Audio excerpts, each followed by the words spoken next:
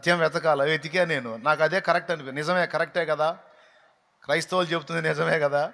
యేసు ప్రభు జీవితాన్ని గమనించినట్లయితే, యేసు ప్రభు లైఫ్ని గమనించినట్లయితే, యేసు ప్రభుకి సరిపోల్చగలిగినటువంటి వ్యక్తులు ఎవ్వడు లేడన్న సంగతి నాకు అర్థమయ్యి, నేను కూడా నోరు మూసుకొని నేను కూడా ఇప్పుడు అదే పాట పాడుతున్నా. హల్లెలూయా, హల్లెలూయా. గట్టి గింజల లిస్టులో ఉండున్నట్లు జాగ్రత్త పడండి. ఇంకా ఇక్కడ ఉన్న వాళ్ళలో ఎవరైనా రక్షణ పొందకపోతే, ఇది నీకు దేవుడిచ్చిన సువర్ణ అవకాశం. ఈ అవకాశాన్ని సద్వినియోగం చేసుకొని జాగ్రత్త పడకపోయావు అనుకో, నిన్ను అస్సలేం బలవంత పెట్టడు, అస్సలేం ఇబ్బంది పెట్టడు. హవ్వకి ఎంత స్వేచ్ఛ ఇచ్చాడో ఏదైనా తోటలో, ఇప్పుడు నీకు అంత స్వేచ్ఛ ఇచ్చాడు. ఇప్పుడు భూమి మీద నువ్వు రక్షణ పొందుకో, లేకపోతే ఊరేగు నీ ఇష్టం వచ్చినట్టు. కానీ ఒక్కటి గుర్తుపెట్టుకో, ప్రసంగి గ్రంథంలో మాట అన్నాడు, యవనుడా నీ యవన కాలమందు సంతోషపడుము, నీ హృదయాలోచనల చొప్పున, నీ దృష్టి యొక్క ఇష్టము చొప్పున నీకు ఎట్లా అనిపిస్తే అట్లా చెయ్యి. కానీ ఒక్కటి గుర్తుపెట్టుకో, ఒక రోజు ఉంటుంది నీ జీవితం అంతటిని గూర్చి దేవుడు నిన్ను తీర్పులోనికి తెస్తాడన్న సంగతి గుర్తుపెట్టుకోమనే ప్రసంగి గ్రంథము 11వ అధ్యాయం ఒకసారి చూడండి, 9వ వచనం. చదువు. యవనుడా, అది కలిగొచ్చు వాళ్ళని దీని నాన్న. ప్రసంగి గ్రంథము 11:9. యవనుడా నీ యవనమందు సంతోషపడము, నీ యవన కాలమందు నీ హృదయము సంతుష్టిగా ఉండనిమ్ము, నీ కోరిక చొప్పునను నీ దృష్టి యొక్క ఇష్టము చొప్పునను ప్రవర్తింపము. అది నువ్వు ఎట్లా ఊరేగాలంటే ఊరేగయ్యా. అయితే ఇక్కడ ఉన్నోళ్ళు కానీ, లైవ్లో ఉన్నోళ్ళు కానీ, తర్వాత తినేవాళ్ళు కానీ, ఊరేగు నీ ఇష్టం వచ్చినట్టు ఊరేగు, అసలు ఎవడు ఆపండి నిన్ను. ఎందుకంటే నువ్వు ఖచ్చితంగా వాడే డైలాగ్ ఏంటో తెలుసా? నా ఇష్టం, నా ఇష్టం. నీ ఇష్టమే, ఎవడు కాదన్నాడు. కానీ ఊరేగు, చదువు మళ్ళీ చదువు. యవనుడా యవనురాలా, నీ యవనమందు సంతోషపడు, నీ యవన కాలమందు నీ హృదయము సంతుష్టిగా ఉండనిమ్ము, నీ కోరిక చొప్పునను నీ దృష్టి యొక్క ఇష్టము చొప్పునను ప్రవర్తింపుము. అయితే వీటన్నిటిని బట్టి దేవుడు నిన్ను తీర్పులోనికి తెచ్చునని జ్ఞాపకం ఉంచుకొనుము. అదొక్కడి గుర్తుపెట్టుకోయా. ఫైనల్లో బ్యాండ్ మేళం ఉందని ఒక్కడు గుర్తుపెట్టుకో. దేవునికి స్తోత్రం. అర్థం, నీ ఇష్టం వచ్చినట్టు ఊరేగు, నీ ఇష్టం వచ్చినట్టు పాటలు పడు. కానీ ఒక రోజు ఉంది, ఆ రోజు నువ్వు దేవుని ముందు హాజరు కావాలి. అక్కడ జడ్జిమెంట్లో నీ రంగంతా బయటపడుతుంది, తీర్పులో నీకు తేబడతావు. అక్కడ దోషిగా నిర్ధారణ అయితే నిత్యం మండే అగ్నిగుండానికి వెళతావు. అలా నువ్వు వెళ్ళటం ఇష్టం లేని దేవుడు, ప్రేమ కలిగిన దేవుడు, కృప కలిగిన దేవుడు ఆ నరకం నుంచి నిన్ను తప్పియటానికి, ఆ తీర్పు నుంచి నిన్ను తప్పియటానికి నీ కోసం వచ్చి ప్రాణం పెట్టాడు. దాన్ని చులకనగా చూడవద్దు, తేలిగ్గా తీసుకోవద్దు. ఆయన చిందిన పరిశుద్ధ రక్తములోని ప్రతి పాపం కడిగేసుకొని పరిశుద్ధుడవై, పరిశుద్ధురాలివై, మారు మనసుకు తగిన ఫలం ఫలిస్తూ రక్షణ పొందుకొని ధన్యుడవు, ధన్యురాలివిక. ఇది నేను దేవుని సేవకుడుగా నీకు చెప్తున్న ప్రేమపూర్వక సమాచారం, శుభవార్త. యేసు ప్రభు భూమి మీదకి వచ్చి ప్రాణం పెట్టకపోతే మరి ఏ విధంగా కూడా మన పాపాలు పోయే ఛాన్సే లేదు. ఎలాగూ బయటపడాలని చూసినా అవకాశం లేదు. అందుకే ప్రేమామూర్తి వచ్చి మన కోసం దారి చూపించాడు. అండ్ ఆయనే అన్నాడు, నేనే మార్గమును అని. నేనే మార్గమును, సత్యమును, జీవమును, నా ద్వారానే తప్ప ఎవడు తండ్రి వద్దకు రాడని ఆ ఒక్కడే మాట్లాడాడు. అనేకుల పాప విమోచనార్థమై క్రయధనముగా నా ప్రాణమును పెట్టుచున్నాను, నా అంతటా నేను దాన్ని పెట్టుచున్నాను, నా అంతటా తిరిగి దాన్ని తీసుకున్నటకు నాకు అధికారము కలదని చెప్పిన ఒకే ఒక్క వ్యక్తి ప్రభు అయిన యేసుక్రీస్తు. అనేకుల పాప పరిహారార్థమైన నా ప్రాణం పెడుతున్నానన్న ఏకైక దేవుడు యేసు ప్రభు ఒక్కడే, ఇంకెవ్వరూ లేరు. అనేకుల పాపం కోసం ఇదిగో నేను ప్రాణం పెడతానని, ప్రాణం పెట్టానని చెప్పిన దేవి కానీ, దేవత కానీ, నేను మొక్కిన వాళ్ళలో ఒక్కళ్ళు కూడా లేరు. ఇంకా చెప్పాలంటే నాకు ఇత్తన్నది తీయలేదు ఏందని ప్రాణం తీశారు, మా ప్రాణం తీశారు. నాకు మొక్కినవి తీర్చలేదు ఏందిరా అని మా ప్రాణం తీశారు. అప్పుల పాలు అయిపోయి కూడా మళ్ళీ అప్పు తీసుకొచ్చి మళ్ళా మరి ఇస్తానన్న బలులు ఇవ్వకపోతే డేంజర్. మళ్ళీ అట్లా బాధలు పడ్డాం. కానీ యేసు ప్రభు నా నుంచి బలులు అడగలేదు, ఆయనే నా కొరకు బలైపోయాడు, ఆయనే నా కొరకు బలై తిరిగి లేచాడు. ఇది సత్యం. ఇలా చేసిన వాళ్ళు ఎవరున్నారు? మీరు పోయి వెతుక్కోండి. నన్ను తిట్టేవాళ్ళు కూడా ఎతకండి పోయి. తర్వాత తిడుదురు కానీ, ఏదైనా దొరికితే తిడుదురు కానీ. నేను చెబుతున్నా, ఒక్కడు కూడా లేడు. దొరకదు నువ్వు వెతికినా.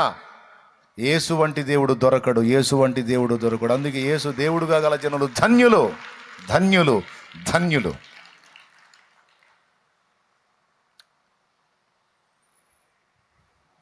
జనములందరికీ శుభవార్తను అందించి అందరిలో పెట్టాడు జల్లెడ. ఇప్పుడు ప్రపంచంలో పెట్టాడు, భూప్రపంచం అంతటికి పెట్టాడు జల్లెడ.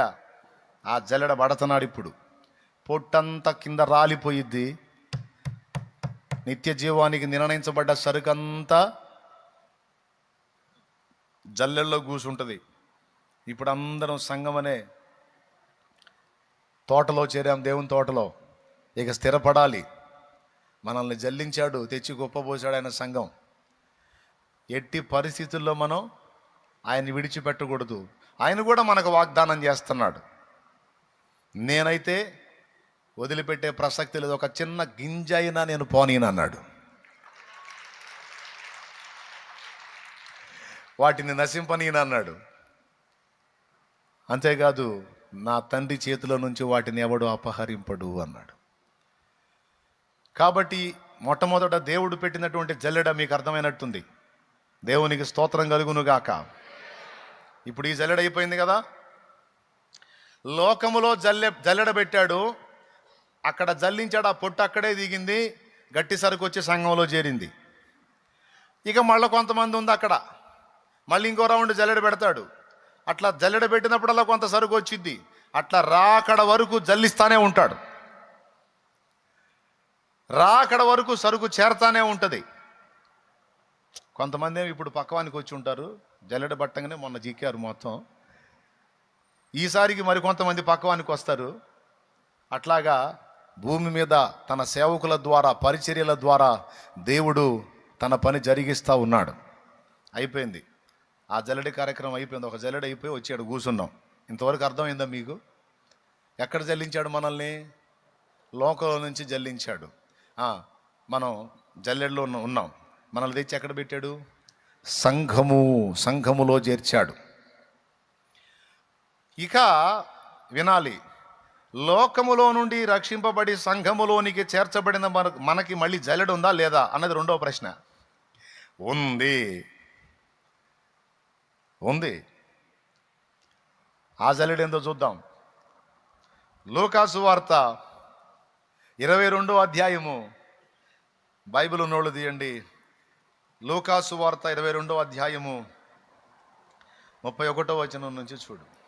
సీమోను, సీమోను, ఇదిగో సాతాను మిమ్మును పట్టి గోధుమల వలె జల్లించుటకు మిమ్మును కోరుకొనెను గాని నీ నమ్మిక తప్పిపోకున్నట్లు నేను నీ కొరకు వేడుకొంటిని. నీ మనసు తిరిగిన తరువాత నీ సహోదరులను స్థిరపరచుమని చెప్పెను. దేవునికి స్తోత్రం కలుగును గాక.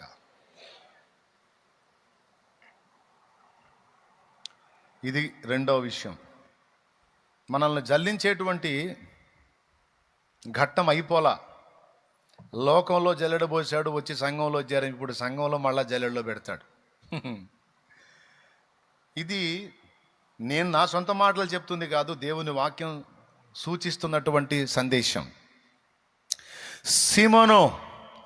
సీమోను, ఇదిగో సాతాను మిమ్మును పట్టి గోధుమలను జల్లించుటకు, మిమ్మును గోధుమల వలె జల్లించుటకు మిమ్మును కోరుకొనెను గాని నీ నమ్మిక తప్పిపోకుండానట్లు నేను నీ కొరకు వేడుకొంటిని. నీ మనసు తిరిగిన తరువాత నీ సహోదరులను స్థిరపరచమని చెప్పాను. ఇక్కడ సంఘములోనికి చేర్చబడ్డ తర్వాత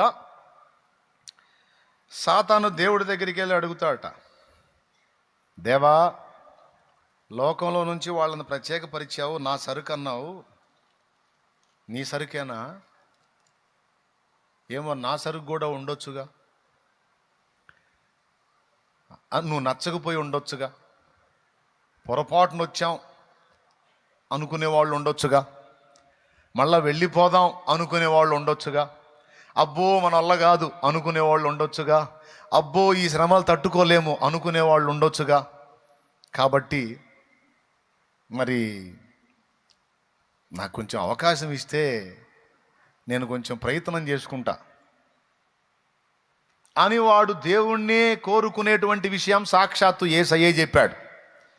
సీమోను సీమోను, సాతాను మిమ్మును పట్టి గోధుమల వలె జల్లించుటకు కోరుకొన్నాడు. ఎవరిని కోరాడు? తండ్రిని కోరాడు. తండ్రిని కోరితే తండ్రిని యేసయ్య అడిగాడంట, సీమోను నమ్మిక తప్పిపోకుండానట్లు తండ్రి సీమోనును బలపరచు అని సీమోను కోసం యేసయ్య తండ్రిని వేడుకున్నాడట. తండ్రి పర్మిషన్ ఇవ్వడానికి ఇష్టపడ్డాడు. బాగా వినండి. దేనికి? జల్లించడానికి పర్మిషన్ ఇవ్వడానికి ఇష్టపడ్డాడు. సరే పర్మిషన్ ఇవ్వు, వాడికి అవకాశం ఇవ్వు, కానీ నా బిడ్డల నమ్మిక తప్పిపోకుండా వాళ్ళని కాపాడు. యేసయ్య విజ్ఞాపన ఇంకా ఆపలా, రెండవ రాకడ వరకు ఆపడు. మన పక్షాన ఆయన విజ్ఞాపన చేస్తానే ఉన్నాడండి. నీకు తెలుసా ఆ సంగతి? రోమాపత్రిక 8వ అధ్యాయము 34వ వచనం స్పష్టంగా సాక్ష్యం ఇచ్చింది ఆ మాట. చదువు. శిక్ష విధించువాడెవడు? చనిపోయిన క్రీస్తేసే. అంతేకాదు మృతులలో నుండి లేచిన వాడును దేవుని కుడిపాశమున ఉన్నవాడును మన కొరకు విజ్ఞాపనము కూడా చేయువాడును ఆయనే. దేవునికి స్తోత్రం కలుగునుగాక. ఇది మీరు గుర్తుపెట్టుకోవలసినటువంటి విషయం. మన పక్షమున విజ్ఞాపన చేస్తున్నవాడు ఆయన అన్నాడు. సీమోనోళ్ల పక్షంగా విజ్ఞాపన ఆనాడు భూమి మీద ఉండి చేశాడు. ఈనాడు తండ్రి కుడిపార్శ్వమందుండి ఆయన మన కోసం కూడా విజ్ఞాపన చేస్తూ ఉన్నాడు. ఇది దేవుని వాక్య సత్యం. ఏమని విజ్ఞాపన చేస్తున్నాడు? మనకు కావలసినటువంటి అవసరాల విషయంలో మనకు హెల్ప్ చేయమని మన కోసం విజ్ఞాపన చేస్తున్నాడు. అందుకే కొన్నిసార్లు మనం అడిగినే మనకు దక్కుతున్నాయి, కొన్నిసార్లు మనం అడగనే కూడా మనకు దేవుడు ఇస్తున్నాడు. ఇప్పుడు మనం పొందుకున్న అన్ని అక్షరాల మనం అడిగినాయా? చాలా విషయాలు మనం అడిగినవి కాదు, అడగనివి కూడా దేవుడు మనకు అనుగ్రహించాడు. మరి నువ్వు అడగనివి నీకు ఎలా వచ్చినాయో తెలుసా? నీ పక్షమున ఆయన అడిగాడు. ఎవరు అడిగారు? నా యేసయ్య అడిగాడు. పరిశుద్ధాత్ముడు అడిగాడు. మీరు కావాలంటే ఆ వచనం కూడా చూడొచ్చు. 27వ వచనం చదువు. 26, 27. అటువలే ఆత్మయు మన బలహీనతను చూచి సహాయము చేయుచున్నాడు. ఏలయనగా మనము యుక్తముగా ఎలాగూ ప్రార్థన చేయవలనో మనకు తెలియదు గాని. అసలు మనం చేసే ప్రార్థన దేవుడు ఆమోదించాడా లేదన్నది కూడా మనకు తెలియదు. యుక్తమైన ప్రార్థన అసలు మనకు తెలియదంట. చదువు. ఉచ్చరింప శక్యము కాని మూలుగులతో ఆ ఆత్మ తానే మన పక్షముగా విజ్ఞాపనము చేయుచున్నాడు. మరియు హృదయములను పరిశోధించువాడు ఆత్మ యొక్క మనసు ఏదో ఎరుగును. ఏలయనగా ఆయన దేవుని చిత్త ప్రకారము పరిశుద్ధుల కొరకు విజ్ఞాపనము చేయుచున్నాడు. భూమి మీదుండి మన పక్షమున విజ్ఞాపన చేస్తున్నవాడు పరిశుద్ధాత్మ. పరిశుద్ధాత్మ దేవుడు భూమి మీదుండి మన పక్షమున తండ్రికి విజ్ఞాపన చేస్తున్నాడు. యేసయ్యేమో తండ్రి కుడిపార్శ్వమందుండి మన పక్షాన విజ్ఞాపన చేస్తా ఉన్నాడు. నా ప్రభువుకి స్తోత్రం కలుగును గాక. పెద్దగా చెప్పండి హల్లెలూయా. ఏమని విజ్ఞాపన చేస్తున్నారు? ఎందుకోసం విజ్ఞాపన చేస్తున్నారు? భూమి మీదేమో ఈయన విజ్ఞాపన చేస్తున్నాడు, అక్కడేమో ఆయన విజ్ఞాపన చేస్తున్నాడు. అందులో మన భద్రత కొరకు విజ్ఞాపన జరుగుతుంది. మన భద్రత కొరకు మనకు నియమించబడినటువంటి దినములు పూర్తయ్యేంత వరకు దుష్టుడు మనల్ని ముట్టకుండా, మరణము మనల్ని సమీపించకుండా మన కోసం విజ్ఞాపన చేస్తున్నాడు. దేవునికి స్తోత్రం. మన భద్రత కొరకైన విజ్ఞాపన జరుగుతుంది నా ప్రభు ద్వారా. అంతేకాదు మన అవసరములకు సహాయము నిమిత్తము విజ్ఞాపన రాసుకో, ఇంట్రెస్ట్ ఉంటే రాసుకో. దేని నిమిత్తం విజ్ఞాపన చేస్తున్నారు అనేది. మన భద్రత విషయమై విజ్ఞాపన జరుగుతుంది.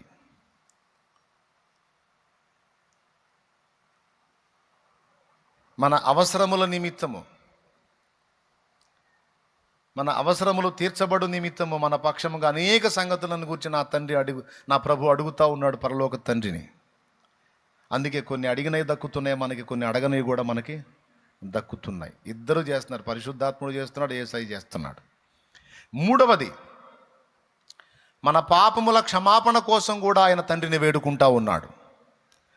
నువ్వు ఎన్నిసార్లు అయితే యేసయ్య దగ్గరకు వచ్చి ప్రతిరోజు, దేవా నన్ను పరిశుద్ధుడిగా పిలిచావు, పరిశుద్ధుడిగా పరిశుద్ధురాలిగా చేశావు, నీతిమంతుడిగా నీతిమంతురాలిగా తీర్చావు, నీ రక్తంతో నన్ను కడిగావు, నిజంగా నేను పరిశుద్ధుడినే, ఎందుకంటే నిన్ను బట్టి, నీ కృపను బట్టి, నిజముగా నేను నీతిమంతుడినే నీతిమంతురాలినే నిన్ను బట్టి. అయినప్పటికీ నేను శరీరంలో జీవిస్తున్న కారణం చేత కొన్నిసార్లు నా నుండి కొన్ని పొరపాట్లు జరుగుతున్నాయి. అది మాట ద్వారానో, క్రియ ద్వారానో, చూపు ద్వారానో, తలంపు ద్వారానో కొన్ని పొరపాట్లు నా వల్ల జరుగుతున్నాయి. అయితే నేను యథార్థ దృష్టితో నీ ముందుకు వచ్చి ఇదిగో వేడుకుంటున్నాను. నేనైతే పరిశుద్ధంగా ఉండాలని ఆశపడుతున్నాను, పవిత్రంగా ఉండాలని కోరుకుంటున్నాను, నీతిగా బతకాలని అపేక్షిస్తున్నాను. నా కోరిక అయితే అది. కానీ అలాగ బ్రతుకుట నాకు జరుగుటలేదు.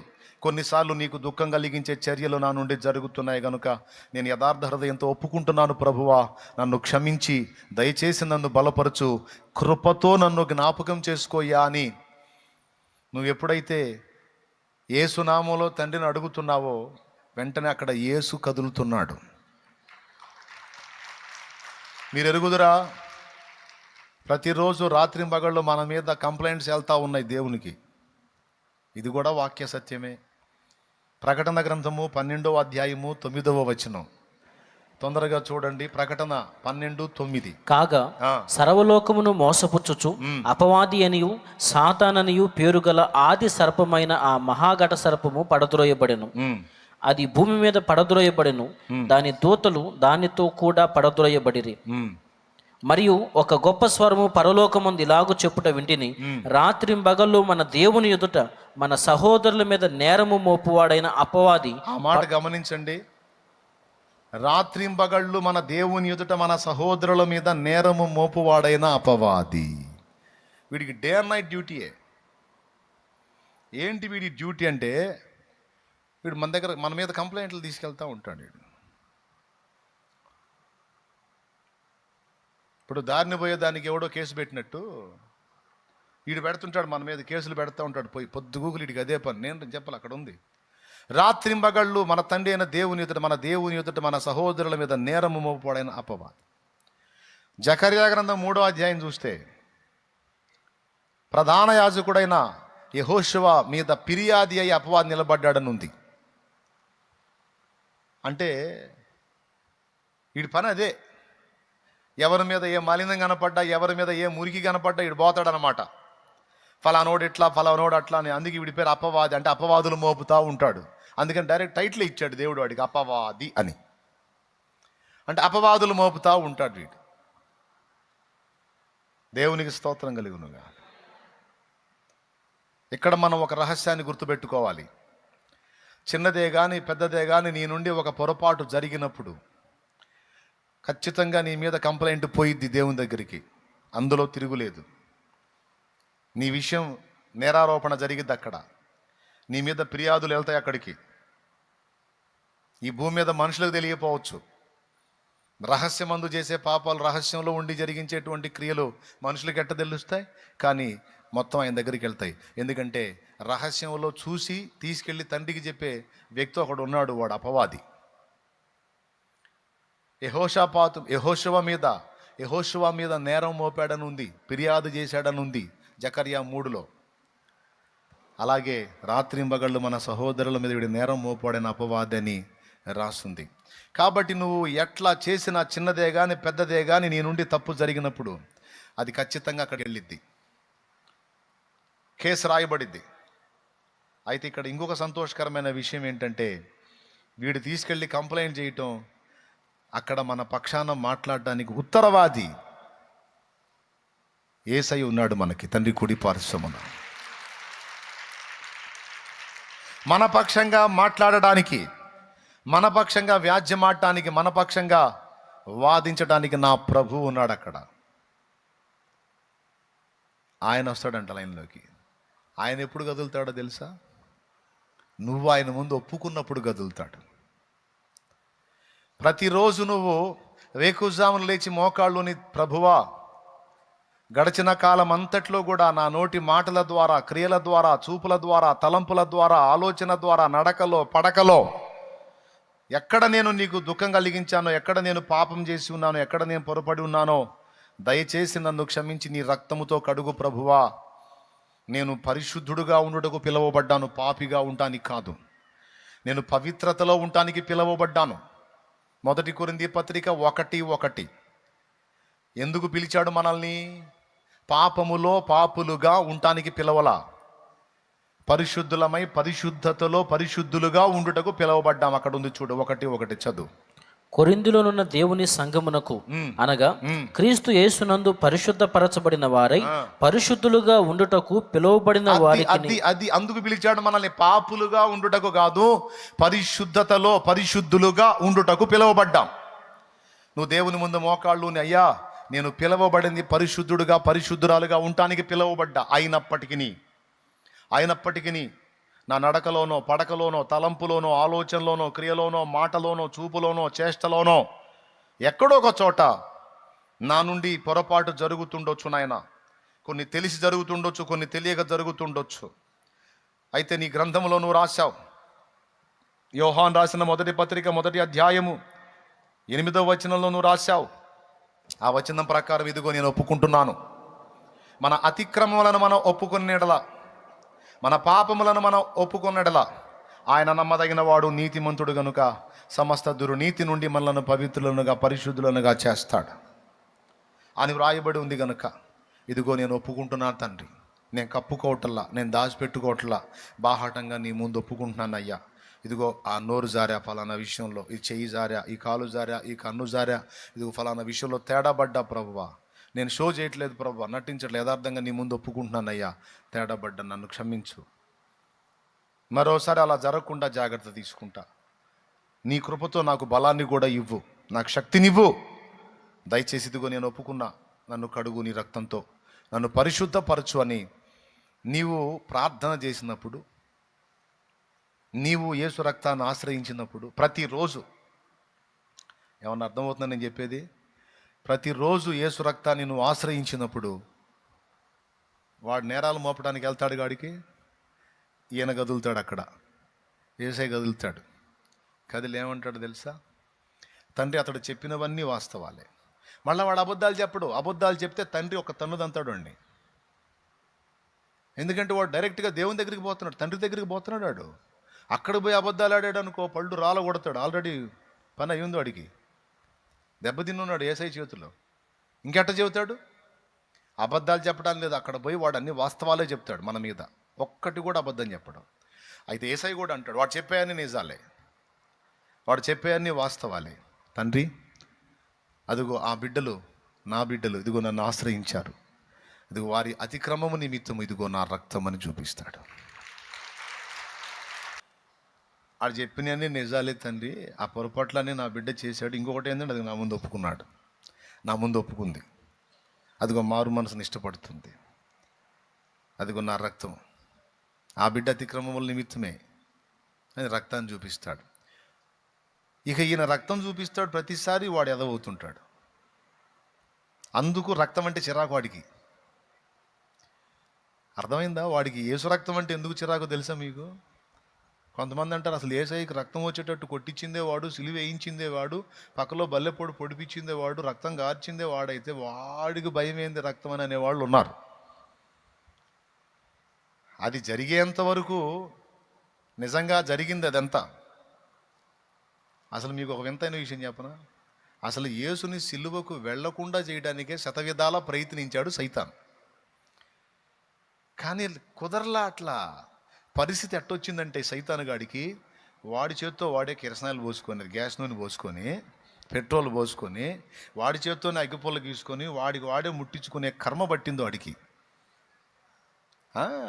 అలా తీసుకొచ్చాడు దేవుడు పరిస్థితుల్ని.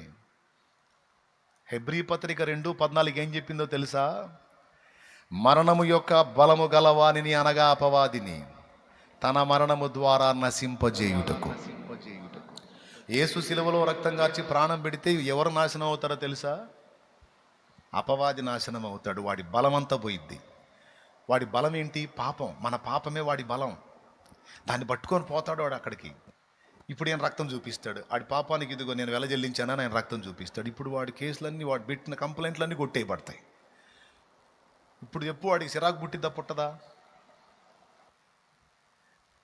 ఏ నరుని రక్తమైనా రోగములను స్వస్థపరచేనా, ఏ నరుని రక్తమైనా దయ్యములను పారద్రోలేనా. పాపాన్ని ఆధారం చేసుకొని సైతానైనా, పాపాన్ని ఆధారం చేసుకొని దయ్యాలైనా ఏలుబడి చేస్తాయి. అర్థమైందా? ఏలుబడి చేస్తాయి. ఒక యజమాని కింద కొంతమంది కాపర్లు ఉన్నారంట. ఒక్కొక్కటికి కొన్ని మందలు అప్పచెప్పాడు. ఆ మందలు మేపుకొని వచ్చి ఇంటికి వచ్చిన తర్వాత మళ్ళీ కొన్ని పనులు చేయాలి వాళ్ళు యజమాని దగ్గర. ఒకడు ఏం చేశాడు, మందం తోలుకొనిపోయాడు. అందరూ 4-5 పనోళ్ళు ఉన్నారు, ఎవడి మంద వాడిదే. ఒకడి మందలో వీడి నిర్లక్ష్యం వల్ల ఒక గొర్రె తెచ్చింది. ఒకటి గొర్రె అది మిస్ అవటం ఇంకొకటి చూశాడు పనోడు.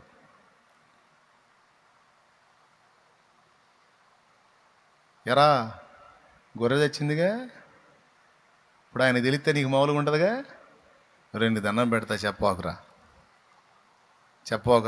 నీకు దండం పెడతారా, నువ్వు ఏది చెబితే అది చేస్తా, చెప్పోకరా.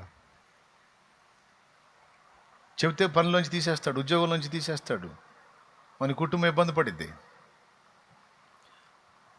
చెప్పకూడదు అంటే మరి నువ్వు కొన్ని చేయాల్సి వచ్చిద్దమ్మా అని. ఆ రోజు నుంచి వీడు వాడిని ఆడుకోవటం మొదలుపెట్టాడు. తొట్లకు నీళ్లు పోయి అంటాడు. అదేంది నీ పని కదా, అది నీతోటికి నేను ఎందుకు పోస్తా అంటాడు వీడు.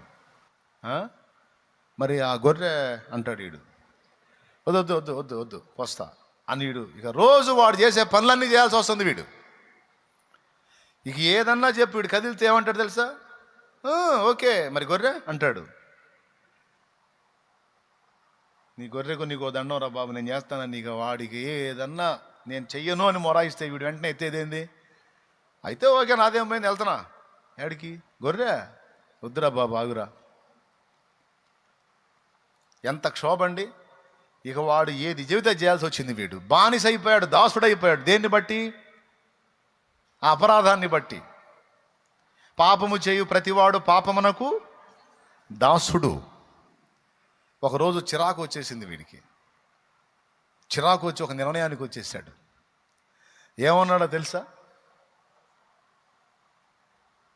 అరే నా చేత ఇంత భయంకరంగా ఊడిగం చేయించుకుంటున్నావు, నీ సంగతి నేను చెప్తానా కానీ ఏమైతే అదేందని యజమానుడి దగ్గరికి పోయాడు.